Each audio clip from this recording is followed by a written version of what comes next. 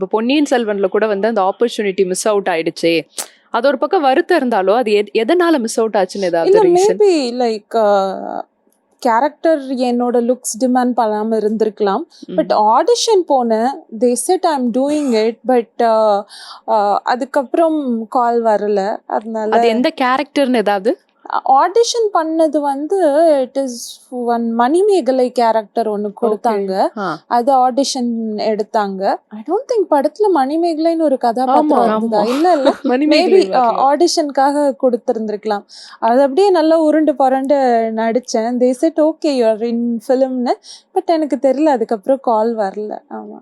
Okay. இந்த மாதிரி mist out opportunities இதெல்லாம் போயிடுச்சேப்பா, ஆனா ஸ்கிரீன்ல வந்து வேற ஒருத்தங்க ரீப்ளேஸ் ஆகும்போது கொஞ்சம் வலிக்கும், லைட்டா இருக்கும். பட் இந்த மாதிரி மிஸ் அவுட் ஆன ஆப்பர்ச்சுனிட்டிஸ் ஒண்ணுமே இல்ல. சீரியஸா ஒண்ணுமே இல்ல.